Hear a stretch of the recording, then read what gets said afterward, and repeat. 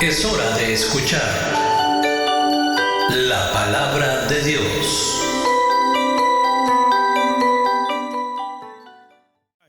Vamos a meditar en el mensaje de la palabra del Todopoderoso en este día. Y vamos para comenzar, hermanos, en este día vamos a leer. Vamos a leer en parte de lo que el apóstol Pablo escribió a uno de los pastores en el tiempo, en la era del desarrollo de la iglesia en el primer siglo, ¿verdad? Y esto es Timoteo. Amén. Vamos a leer estas palabras que Pablo escribe a su hijo Timoteo. Es hijo espiritual, ¿verdad? Aleluya. Gloria a Jesús. Amén. Y está en el capítulo 3 de la segunda carta que el apóstol Pablo escribió a Timoteo.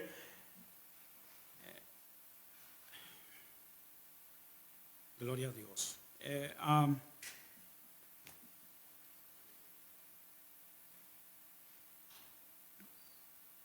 ¿Todos comprendemos español?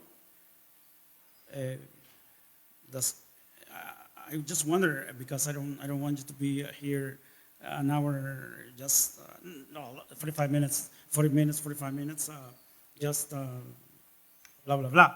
No, I want to make sure you understand.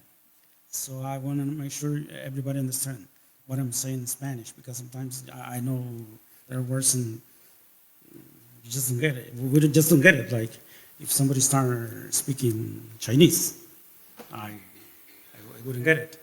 So I wonder if just one person could be translated just personally, but two or more.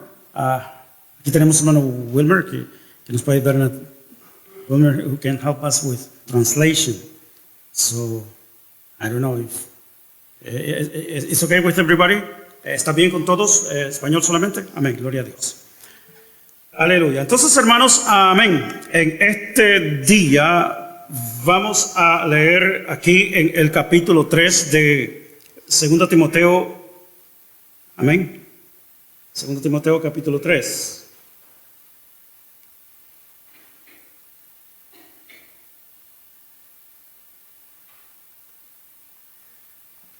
Y también vamos a leer, hermanos, en la primera carta que el apóstol Pablo escribió a Timoteo, y esto es en el capítulo 4. Es para iniciar en este día. Amén. Hermanos, leemos la Biblia dándole gloria al Padre, al Hijo y al Espíritu Santo. Amén, hermanos. Aleluya, gloria a Dios por su presencia, ¿verdad? Sí, ¿por qué vamos a leer esto, hermanos? Bueno, porque es un mensaje para lo que sucede en los últimos tiempos. Amén. Y dice bien claro esto, hermanos. También debes saber esto, que en los postreros días vendrán tiempos peligrosos, porque habrá hombres amadores de sí mismos, ávaros, vanagloriosos, queriendo presentarse como grandes delante de todos, ¿verdad? Como dioses, soberbios, blasfemos, desobedientes a los padres, ingratos, impíos, sin afecto natural, implacables, calumniadores, intemperantes, crueles, aborrecedores de lo bueno, traidores, impetuosos, infatuados, amadores de los deleites más que de Dios, que tendrán apariencia de piedad, pero negarán la eficacia de ella, y a esto se evita. Porque de estos son los que se meten en las casas y llevan cautivas a las mujercillas, cargadas de pecados, arrastradas por diversas concupiscencias. Estas siempre están aprendiendo y nunca pueden llegar al conocimiento de la verdad. Y de la manera que Janes y Jambres resistieron a Moisés, así también estos resisten a la verdad, hombres corruptos de entendimiento, reprobos en cuanto a la fe. Mas no irán más adelante, porque su insensatez será manifiesta a todos, como también lo fue la de aquellos. Y sigue. Vamos a pasar al... Supuestamente quería leerlo todo, el capítulo hoy día. Pero ese es el tiempo, hermanos. Léalo en su casa. Pero hemos leído la actitud de los hombres de los últimos tiempos. Y meditando en esto, una de las leyes que se erigió en esta semana en California es que en cuanto al aborto, ¿verdad? Es lógico que si la persona decide no dar a luz y la mujer no quiere dar a luz y abortar, es lógico que es legal, ¿verdad? Pero ahora quieren, después, aproximadamente 25 días después de que nace el bebé, puede quitarle la vida también. De la nueva ley. Wow, infanticidas. Bueno, eso es parte de lo que tenemos acá, es lógico. Y es una situación como el mundo está yendo, hermanos. O sea, fíjense que, por ejemplo, la Biblia nunca se equivoca, hermanos. La Biblia es la palabra de Dios, la Biblia es la verdad. Y lo que sucede es que a través de las generaciones y de los siglos y las edades han tratado de desacreditar la Biblia, como por ejemplo el libro del profeta Isaías, que son 66 capítulos, ¿verdad? Y cuando se estudia el libro de Isaías, vemos una diferencia entre los primeros 39 y el resto. Entonces, como el 40 al 66 es algo que habla de lo después del tiempo de Isaías, siempre los que tratan de criticar las escrituras, o sea, los críticos de los escritos, ¿verdad? Todos somos críticos de los escritos, porque a veces aceptamos, no aceptamos cosas que se escriben. Todos somos críticos de lo que se escribe. Pero los críticos del libro de Isaías, lo que sucedía era que cuando llegaban a esos escritos de Isaías en cuanto a las profecías del capítulo 39 de lo que venía y lo que decía, encontraban uno de los nombres, era Sargón II, rey de Asiria. Y en ninguna parte de la historia se mencionaba Sargón II. Entonces lo que se decía era de que eso no existía. Ese rey nunca había existido. Sargón II no estaba en la historia. Y es lógico, cuando vinieron los que fueron contra el imperio de Asiria, trataron de borrar ese nombre. O sea, todo lo que tenía nombre Sargón II lo borraron del planeta Tierra. O sea, lo enterraron para que no se mencionara más ese nombre. Pero exactamente solo en el libro del profeta Isaías estaba ese nombre. Y por eso es que los críticos decían, esta persona ni existió. O sea, queriendo desacreditar el libro del profeta Isaías. Pero sucede que en el año 1815, 22, algo así, estos excavadores, arqueólogos, fueron por esa zona. Entonces este hombre viene y encuentra que había una ciudad ahí, que había sido soterrada, y se puso a descubrir. Entonces exactamente ahí descubrió un palacio. Y ese era el palacio de Sargón II. Y lo probaron porque todas las paredes, la información que tenía de sus conquistas y todo eso, lo que había hecho en Siria y el reino del norte de Israel y todo eso, lo había escrito en sus cámaras. Estaba escrito en la historia. O sea que probaron que lo que la Biblia decía, que lo que Isaías había escrito era verdad. Entonces, todos aquellos que habían, aún teólogos cristianos, hermanos, quedaron en vergüenza. Porque se prueba que lo que Isaías había dicho, había escrito, era verdad. O sea, hermanos, lo que quiero enfatizar con esto, lo que quiero decirle con esto es que la Biblia, la información, lo que nos revela, lo que nos dice, es así. Y nosotros lo vemos. En este tiempo, conforme lo que hemos leído ahora mismo de la actitud y el comportamiento humano, vemos eso. Ahora, leamos en el capítulo 4 de 1 Timoteo.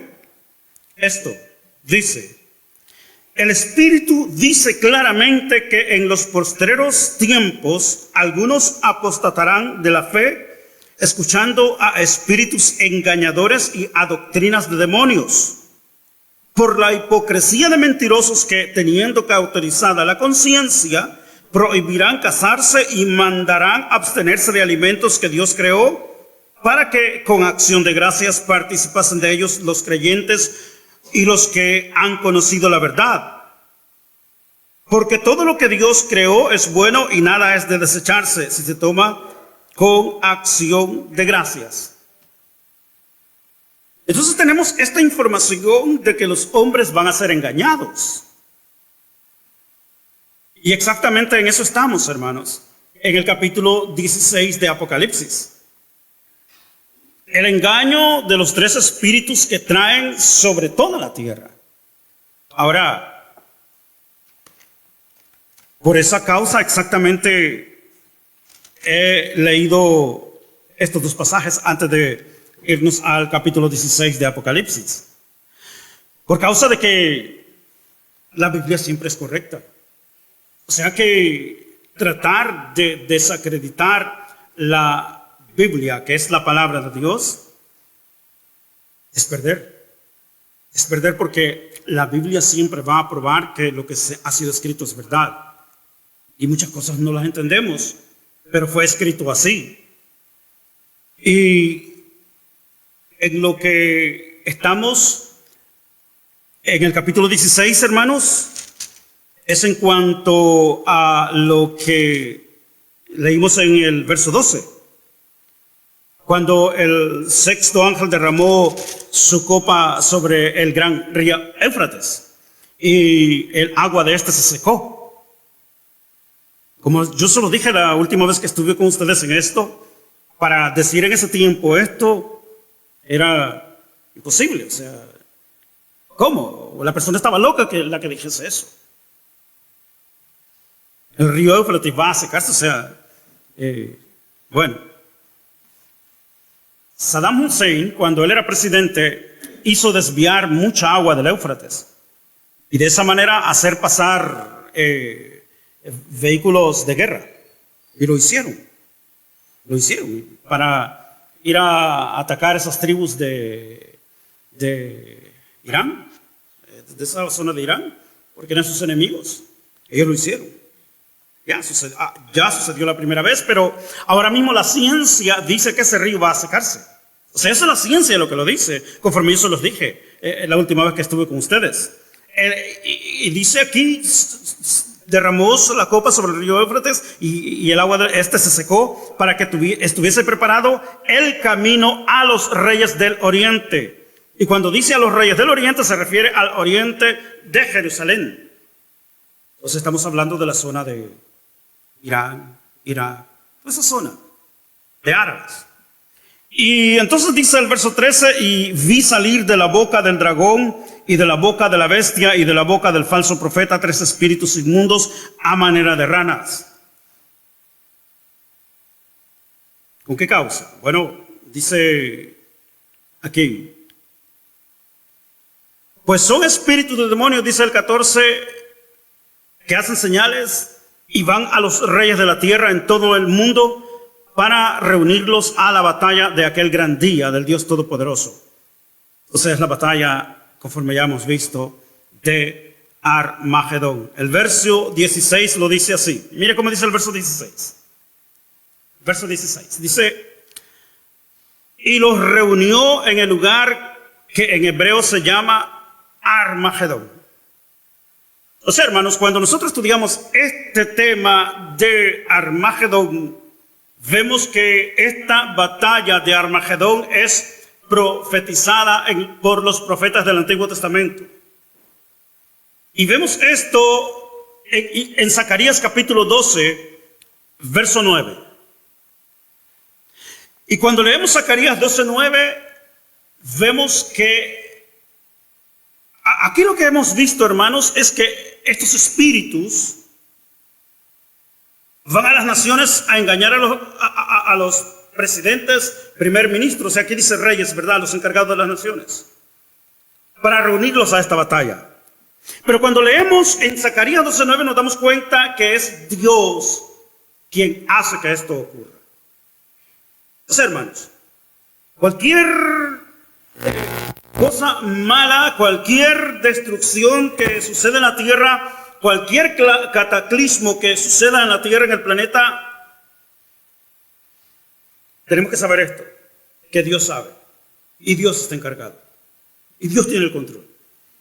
Entonces, vemos en 12:9 de Zacarías 12:9, y dice: en aquel día yo, eso es Dios, por eso tiene que estar a eso con mayúscula.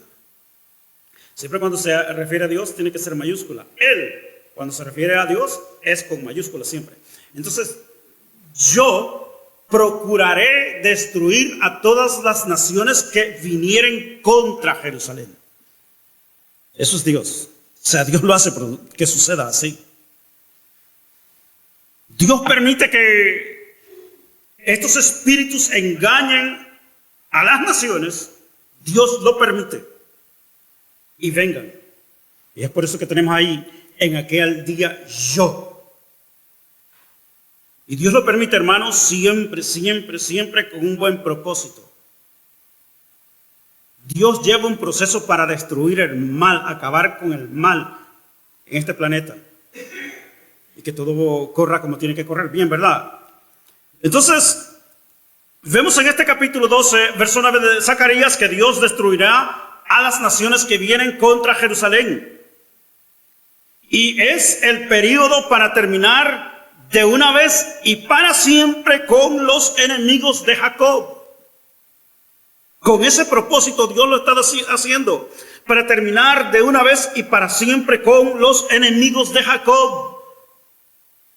Los hijos de Jacob, de quienes son las promesas. Israel, de quienes son las promesas. Cuando nosotros leemos el capítulo 11 de Romanos, hermanos y hermanas, ahí nos damos cuenta que las promesas de Dios son para su pueblo Israel. Así como Dios ha prometido a la iglesia, a nosotros, los gentiles, por medio de Jesucristo, sus promesas gloriosas, también Dios ha hecho pacto con Israel. Y eso lo encontramos en el capítulo 11 de Romanos. Pero también, hermanos y hermanas, amén, encontramos en el capítulo 14 de Zacarías, el cual es un capítulo que nos da referencia directa a la batalla de Armagedón. Pues en este capítulo 14 encontramos que el Señor pelea por su pueblo, o sea, Israel. Y encontramos ahí que asienta sus pies en el monte de los olivos, de lo cual decimos que esta es una profecía muy relevante para los tiempos del fin. Zacarías capítulo 14. Veamos Zacarías capítulo 14, hermanos. Entonces vemos en Zacarías capítulo 14 esto. He aquí el día de Jehová viene y en medio de ti serán repartidos tus despojos. Porque yo reuniré a todas las naciones para combatir contra Jerusalén. Y la ciudad será tomada. Y serán saqueadas las casas y violadas las mujeres. Y la mitad de la ciudad irá en cautiverio. Mas el resto del pueblo no será cortado de la ciudad. Entonces, conforme vemos nosotros, hermanos y hermanas, Dios pelea por su pueblo. Y cuando seguimos leyendo, hermanos y hermanas, vemos, dice en el verso 3, después saldrá Jehová y peleará con aquellas naciones como peleó en el día de la batalla. Y se afirmarán sus pies en aquel día sobre el monte de los olivos que está enfrente de Jerusalén al oriente, y en el monte de los olivos, y el monte de los olivos se partirá por en medio hacia el oriente y hacia el occidente, haciendo un valle muy grande, y la mitad del monte se apartará hacia el norte y la otra mitad hacia el sur.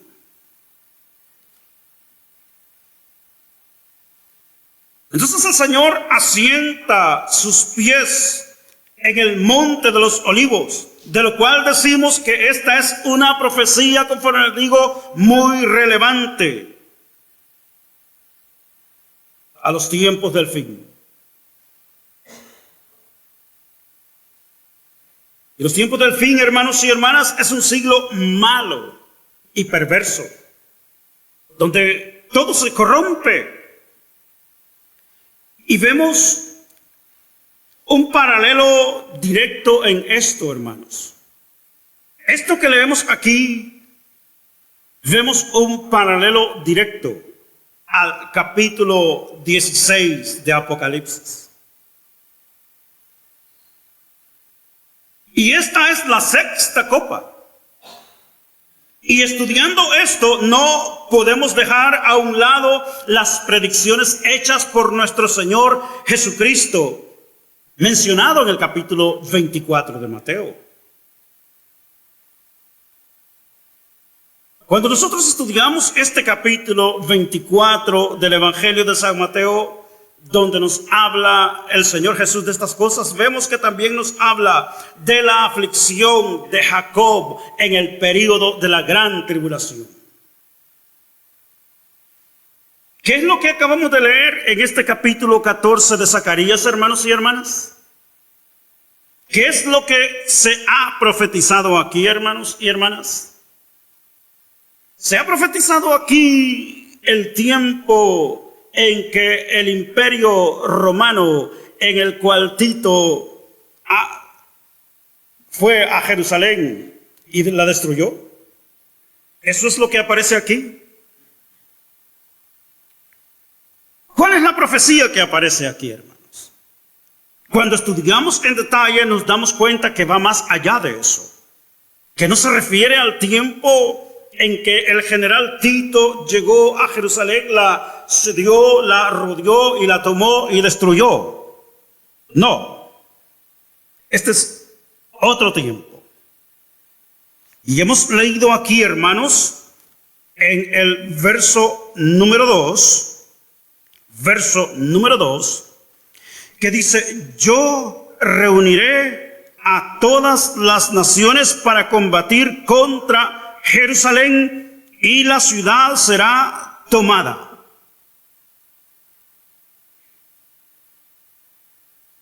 Y serán saqueadas las casas y violadas las mujeres, y la mitad de la ciudad irá en cautiverio.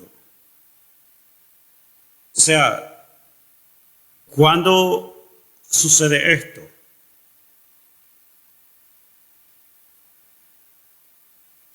Veamos, hermanos y hermanas, amén, lo que el Señor Jesucristo nos dijo en Mateo capítulo 24. Si se refirió exactamente a ese tiempo en que el general Tito, en el año 70, rodea a Jerusalén y la toma. Y muchos mueren y son violadas, mujeres también. Pero ¿qué es lo que sucede? Vamos a Mateo capítulo 24, verso 14, hermanos. En Mateo capítulo 24, verso 14,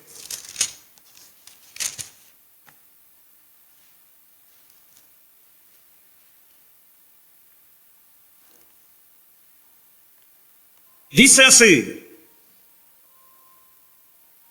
Será predicado este evangelio del reino en todo el mundo para testimonio a todas las naciones y entonces vendrá el fin.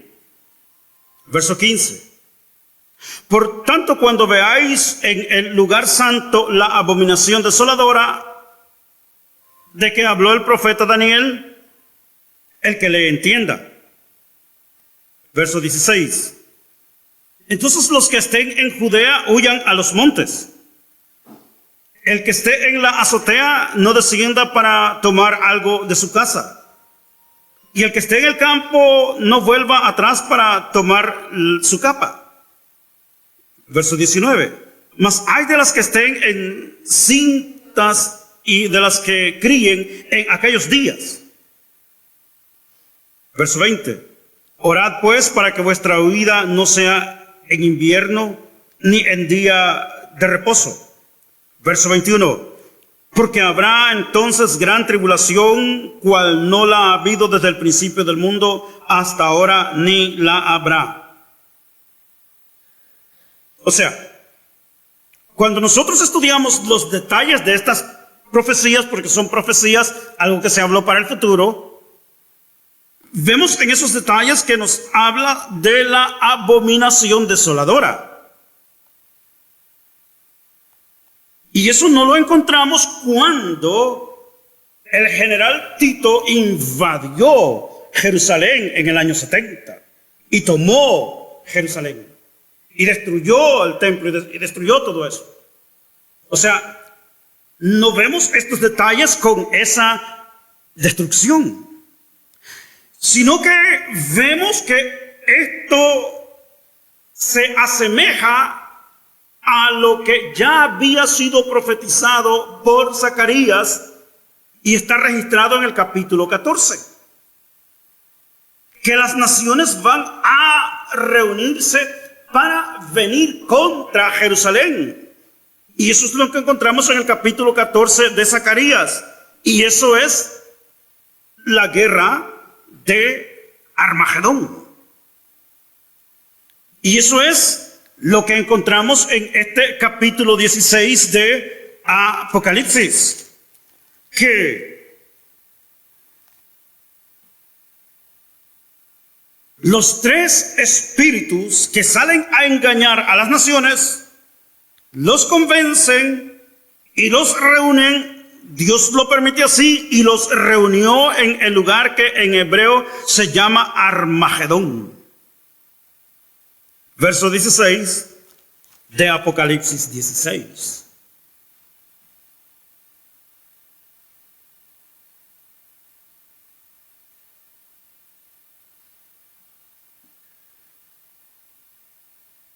Entonces, hermanos y hermanas, nosotros vemos que sí, la Biblia nos habla del tiempo de la aflicción de Jacob. Y es bien claro eso en este capítulo 24 de Mateo, versos 14 al 23. Y todo aquel judío rabino que conoce de Jesús, lo aceptan como un gran profeta. No lo aceptan como el Mesías porque murió crucificado. Y es imposible que sea el Mesías si ha sido crucificado.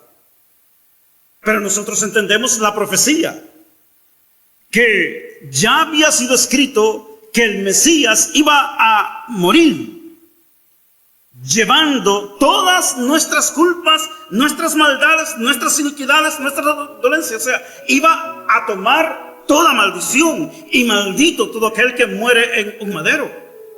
Y ese es el problema del judío, que no pueden aceptarlo como el Mesías porque murió crucificado. Cuando Pablo venía a las sinagogas y presentaba a Jesús como el Mesías, le saltaban rápido. ¿Cómo vas a creer tú que él sea el Mesías si murió, lo crucificaron? Es imposible. Pero ya había sido escrito que él iba a llevar todas nuestras maldiciones. Fueron crucificadas, fueron llevadas en él.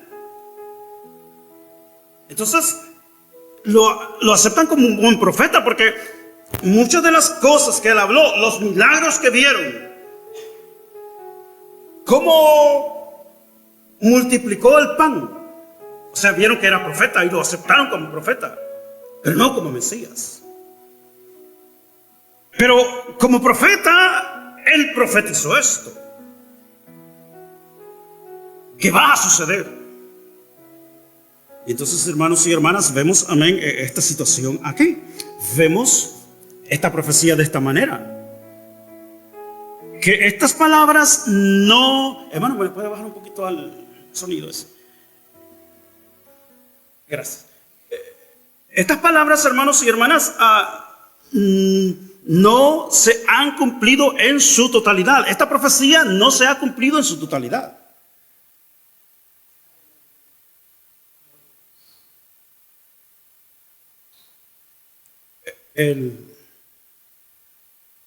La abominación desoladora de la que habló el profeta Daniel, ¿se cumplió? No.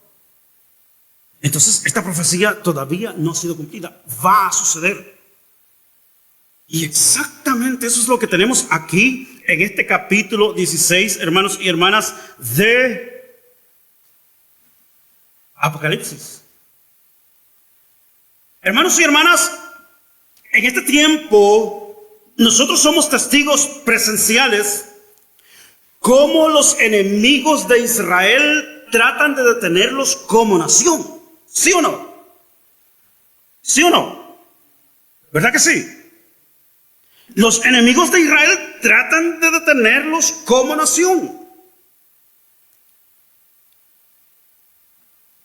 Ellos lo que no quieren es que Israel funcione como nación. Pero hay algo muy importante, el por qué, hermanos, el diablo inspira al mundo en contra de Israel. ¿Usted se ha pensado en eso? ¿Que es el diablo quien inspira al mundo en contra de Israel? Y es que es el pueblo de las promesas. Israel es el reloj divino para la restauración de todas las cosas, de lo cual el enemigo no quiere que suceda. Y si logra detener el plan del Todopoderoso destruyendo a Israel, lo cual es imposible, entonces el plan de la restauración no puede suceder. Si el enemigo logra destruir a Israel, el plan de Dios no puede suceder. Pero es evidente, hermanos. Es imposible que el enemigo detenga el plan de Dios. Es imposible. Ahora, ¿por qué causa entonces es que los enemigos de Israel quieren destruirlo? Inspiración del enemigo. Ahora, ¿por qué es que entonces las naciones se reúnen en contra de Israel? Dios ha dado promesas a Israel, hermanos y hermanas. Y sus promesas es que la tierra que le daba a las 12 tribus de Israel llega prácticamente hasta el Éufrates. Ahora mismo, hermano, vemos en el mapa, si usted ha notado, Jordania tiene el terreno de 2 tribus de Israel. Jordania. ¿Y cómo Jordania va a acceder a eso? ¿Será posible que en el futuro Israel quiera retomar esas tierras y el mundo venga a pelear contra Israel? No sé, pero es posible. Es posible. Y esa sea la causa de que el mundo venga contra Israel, porque quieren retomar la tierra que le pertenecía a estas 2 tribus y que las tiene ahora Jordania. Es posible, no sé, pero va a suceder. Esa es la situación. Entonces es imposible, hermano, que el enemigo detenga el plan de Dios, por lo cual la 6ª copa es derramada sobre el gran Éufrates y vemos que este se seca. Y a los reyes del oriente se les concede paso para la gran batalla y nuevamente pensemos que quién está haciendo que esto suceda. Hermanos, quien está haciendo que esto suceda es Dios, quien tiene el control. Y Él nunca pierde el control, hermanos y hermanas. De lo cual no debemos temer a lo que suceda, porque Dios cuida de los suyos. Tenemos en el verso 13 y en el verso 14 de este capítulo 16 de Apocalipsis, entonces, hermanos y hermanas, los tres espíritus inmundos. Dice el verso 13: vi salir de la boca del dragón uno.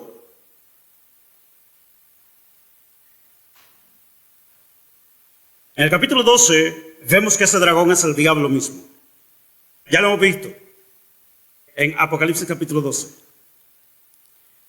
Y en este capítulo 12 también vemos la bestia, dice, y de la boca de la bestia.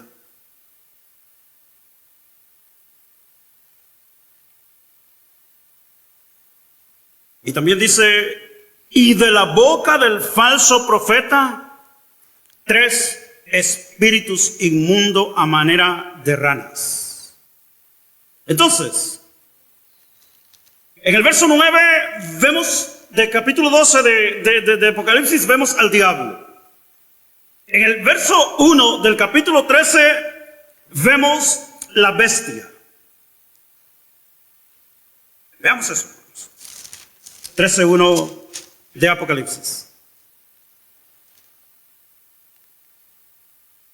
Dice, me paré sobre la arena del mar y vi subir del mar una bestia que tenía 7 cabezas y 10 cuernos.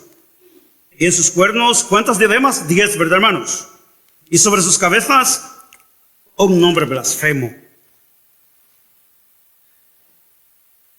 O sea, el dragón es el diablo.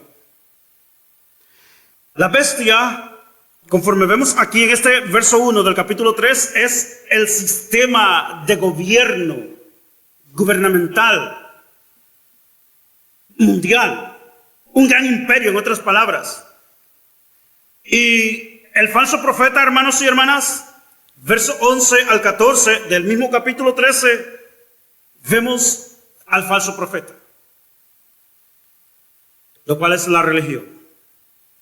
Entonces, del diablo, del sistema del mundo y de la religión, producen tres espíritus. Y las características de esto se nos es presentada conforme leemos en el texto sagrado sobre una Trinidad malévola que ha convencido a los moradores de la tierra que es a ellos que el mundo necesita. Y el mundo ha sido convencido. El mundo ha sido convencido, hermanos, exceptuando los escogidos, los que desde antes del principio de la fundación del mundo ya habían sido escogidos para Dios. Y en esa lista está usted, hermano y hermana. Mire cómo nos dice Efesios capítulo 1, verso 4. Efesios capítulo 1, verso 4 nos dice, según me escogió en Él antes de la fundación del mundo, para que fuese santo y sin mancha delante de Él. En esa lista estamos nosotros, hermanos. La presentación ilustrada de estos espíritus, por así decirlo, conforme leemos, es como ranas, de lo cual sabemos que en ese tiempo que se escribió esto, las ranas se consideraban como algo sucio o inmundo y viviendo en el lodo cenagoso. Y viendo esto en el espíritu de la profecía y comparando esto, haciendo esta comparación con el espíritu de la profecía para poder entender la actividad de estas ranas, para poder entender la actividad del reino de las tinieblas, ya que la expresión de la actividad de estos es bien clara al decirnos que estos espíritus salen a engañar y a seducir para la gran batalla, diciéndoles a todos que van a ganar, que van a ganar, que van a ganar, todos juntos van a ganar. Y todos sabemos que es mentira. Tenemos, amados hermanos, que Job y el salmista nos dan referencia en cuanto al lodo cenagoso. Veamos estas referencias, hermanos, en Job 30:19, la expresión que encontramos en Job capítulo 30, verso 19, en cuanto a el lodo cenagoso. Job 30, verso 19 dice: Él me derribó en el lodo. Esa es la experiencia de Job, ¿verdad? Y usted sabe lo que le sucedió a Job. Vino el diablo y lo hirió con enfermedad, le puso terriblemente. Perdió todo. Job perdió todo. Pero el alma le pertenecía a Dios. Jesucristo lo dijo: no le tengan miedo a aquellos que le van a tirar un balazo. Decir que no eres cristiano. Yo soy cristiano. Decir que no eres cristiano. Te tiro el balazo. Dirámelo, si Dios te lo permite. No le tengan miedo a aquellos que matan el cuerpo físico, sino a aquel que destruye el cuerpo y el alma en el infierno. Ya, entonces el enemigo, ¿verdad? Dios permitió que el enemigo lo tirara exactamente en eso, en el lodo cenagoso. Y soy semejante al polvo y a la ceniza. ¿Quién hizo eso? El diablo. Entonces ahí tenemos esa referencia en cuanto al lodo cenagoso, que es el diablo el que hace eso, hermanos. Dios lo permitió así. También tenemos entonces esta expresión en el Salmo 69, verso 14. Salmo 69, verso 14.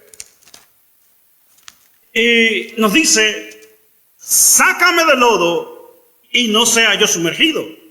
Sea yo libertado de los que me aborrecen y de lo profundo de las aguas. Usted sabe lo que sucede cuando una persona entra en el lodo cenagoso, ¿verdad, hermanos? En aquel lodo que se va hundiendo poco a poco, ya sea persona, animal, una piedra, lo que sea, poco a poco se va hundiendo hasta que queda sin vida. O sea,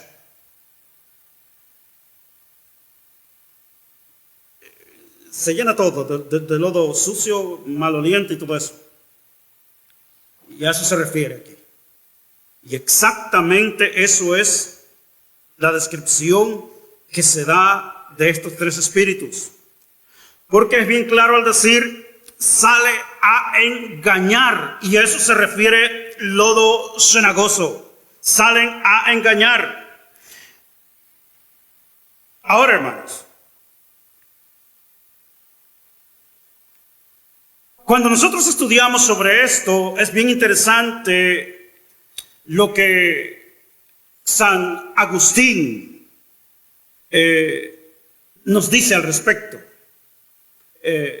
A algunos no les gusta la expresión San Mateo, San Marcos, San Agustín. Pero si usted me quiere decir San Ricardo, no tengo problema por ello, hermanos. Aleluya. O sea, Pablo usa esa terminología refiriéndose a los que son miembros, los que somos miembros del cuerpo de Jesucristo, a los santos y amados. Sí, nosotros tenemos esta expresión de Agustín, quien era una persona holy, pero se convirtió y vino a ser de Dios, y lo tenemos como San Agustín. Y no le estamos poniendo I don't know how to say it, but whatever. El punto es, amado hermano, que es bien interesante el comentario de San Agustín diciéndonos que él ve en esto el espíritu de la herejía y la filosofía humana. Y en eso exactamente nosotros, como seguidores del Señor, como seguidores del camino, debemos de tener mucho cuidado poniendo atención a las mentiras de los demonios y del diablo. Ya que si les escuchamos, quedamos atrapados en sus mortíferas trampas, así como quedaron separados de la gloria del omnipotente Adán y Eva, quienes el diablo los engañó con su astucia. Y esta es la advertencia escrita por el apóstol Pablo.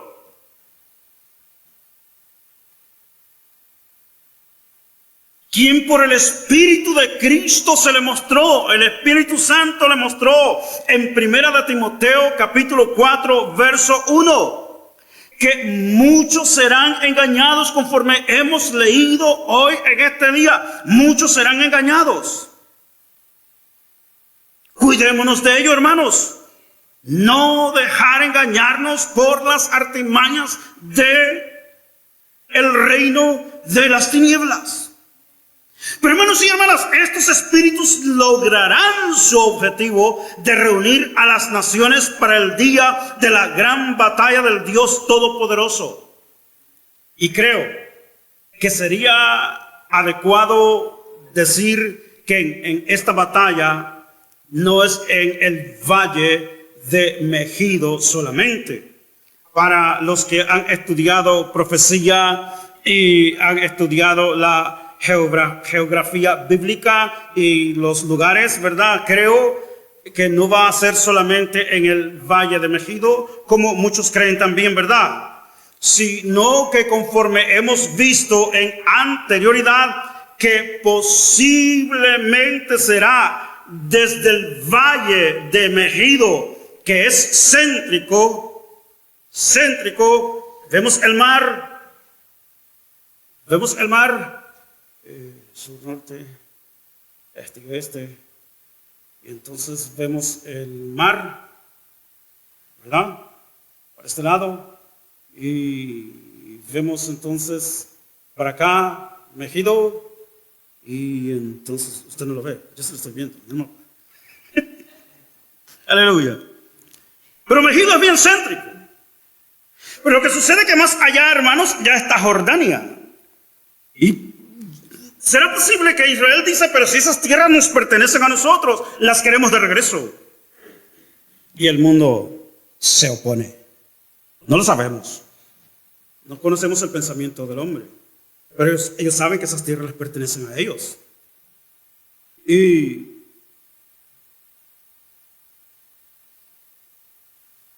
desde el valle de Megido y yendo hasta Jordania. ¿Por qué les digo eso? Porque leamos nuevamente lo que hemos leído en Isaías capítulo 63, versos del 1 al 5. Isaías 63, versos del 1 al 5. En Isaías 63, versos del 1 al 5 tenemos esto, y es profecía.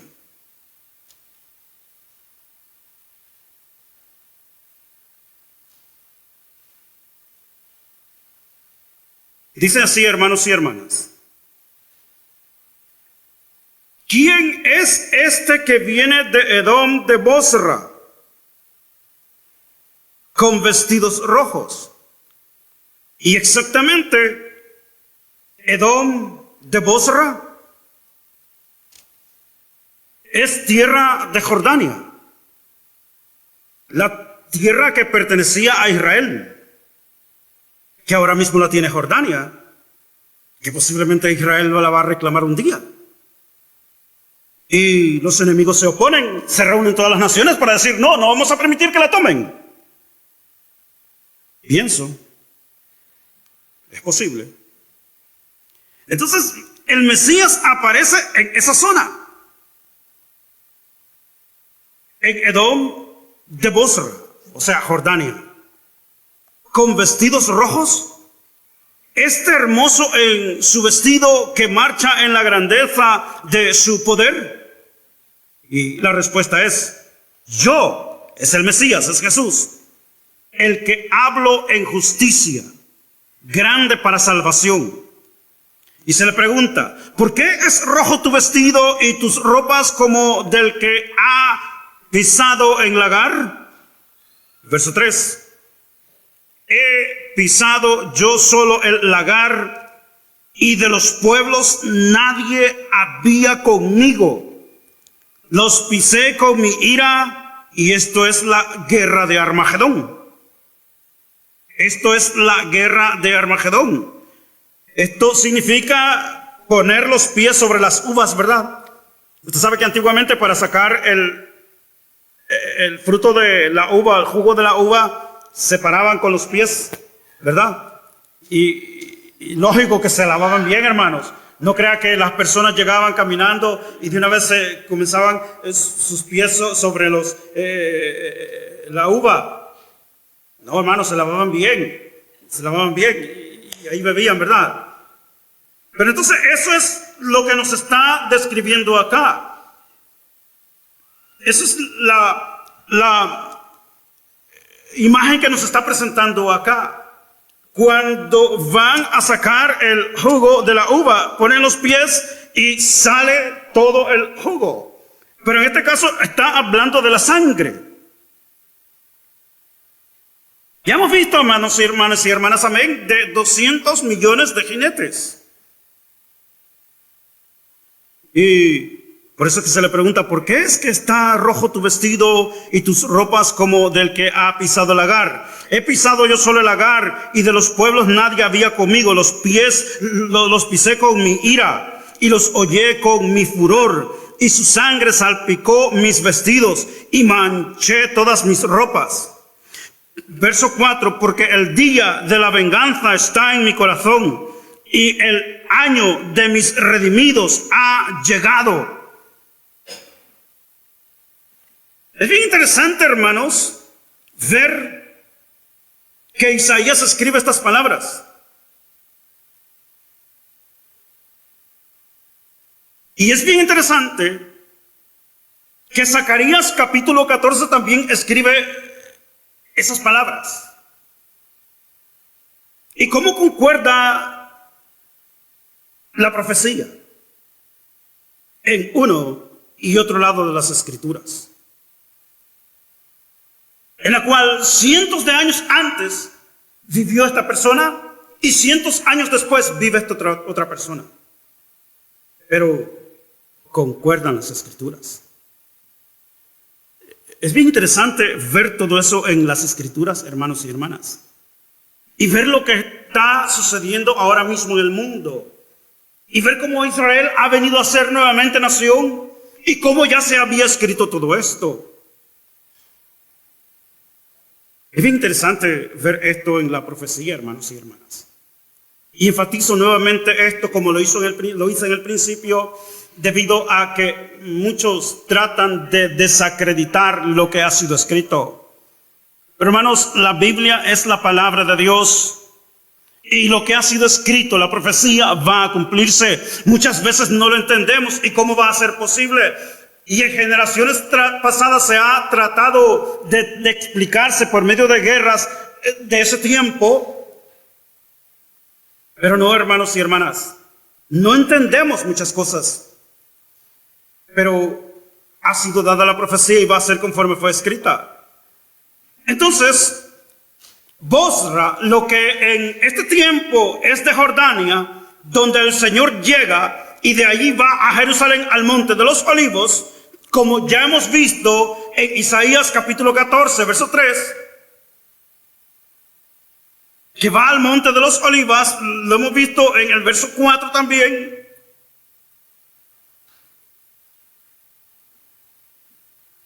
Hermanos, veamos bien claro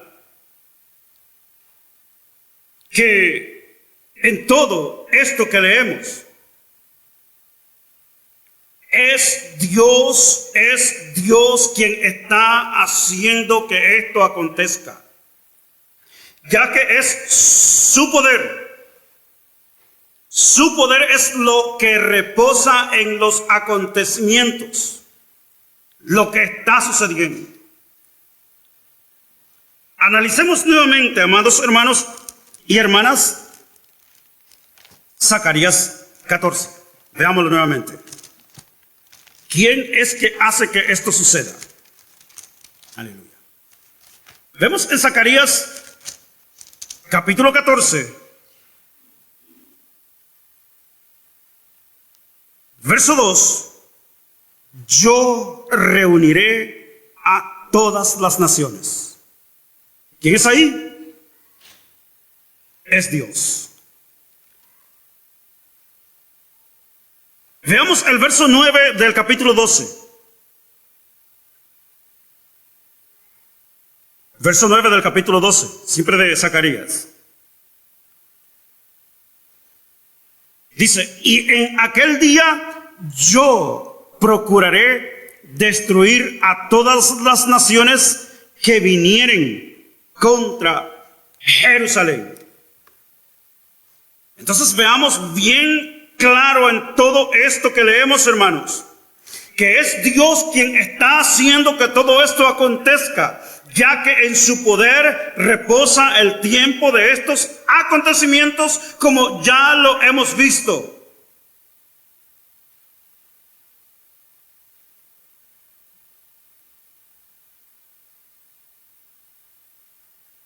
Hemos visto, por ejemplo, en el capítulo 9, verso 14, capítulo 15 del libro de Revelaciones, que es Dios quien está haciendo que todo esto acontezca. Entonces, hermanos y hermanas, Él es digno de que le demos toda honra y toda gloria, porque encontramos en las Escrituras que Él es el que tiene el control de todo.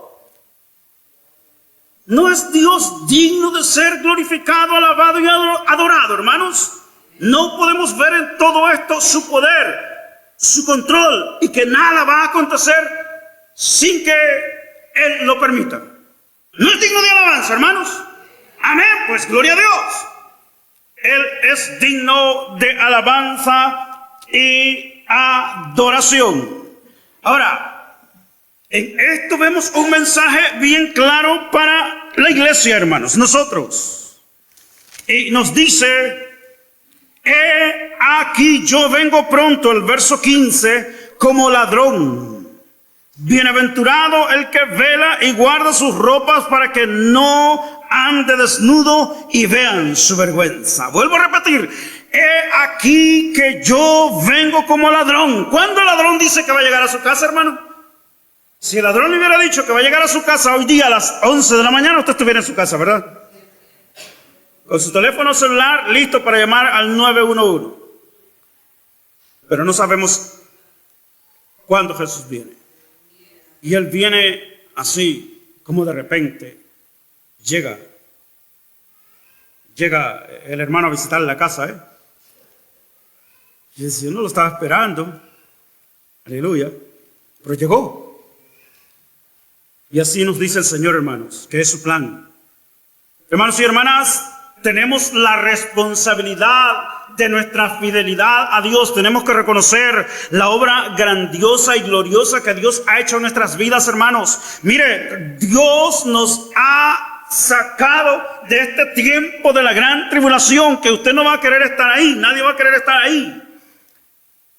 Cristo pagó en la cruz para que no estuviésemos ahí. Por lo cual, en este día, hermanos y hermanas, pongamos atención a las palabras del Señor, a las palabras del Espíritu. Cuando el Señor nos dice, he aquí yo vengo, a la hora que menos penséis. Meditemos, hermanos. Estoy yo listo esperando al Señor.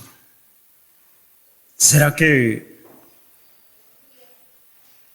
Cristo me lleva con Él? ¿Será que el rapto de la iglesia será pronto? ¿Será mañana? ¿Será hoy? ¿Será en un año? No sabemos. Estoy listo. Estoy lista. Meditemos en este día, hermanos. Padre, en el nombre maravilloso de Jesucristo, Dios Todopoderoso, te damos gracias por tu palabra, Señor. Y gracias, Padre amado, aleluya, por... El predicador ha terminado su mensaje. ¿Estás listo para aceptar a Cristo como tu Señor y Salvador personal? Si lo estás, repite con nosotros la siguiente oración. Padre amado, reconozco que soy pecador. Me arrepiento de mis pecados. Perdóname, Señor. Creo en el Señor Jesucristo, tu Hijo unigénito, que le enviaste a morir en la cruz del Calvario y resucitó al tercer día por el poder de tu Espíritu Santo. Señor Jesús, creo que eres Dios. Yo te recibo hoy como mi único y suficiente Señor y Salvador personal. Gracias te doy, Padre, por enviar a tu Hijo Jesucristo a morir en mi lugar. En Cristo Jesús, mi Salvador. Amén. Bienvenido a la familia de Dios. Somos la Iglesia de Cristo Misionera Manitoba Inc., ubicada en el 1415 de la Main Street en Winnipeg, Manitoba. Y te invitamos cordialmente a que si no tienes un lugar a donde congregarte, ven y descubre las maravillas que Dios tiene para tu vida y crezcas en el conocimiento de nuestro Señor Jesucristo a través del estudio de la palabra de Dios, la Biblia. Nuevamente, felicidades por haber aceptado el mejor regalo de tu vida, la salvación de Jesucristo.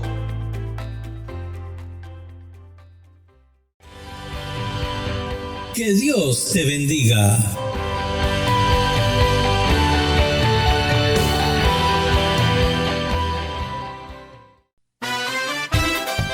Estás escuchando Main1415.net desde el corazón de Dios.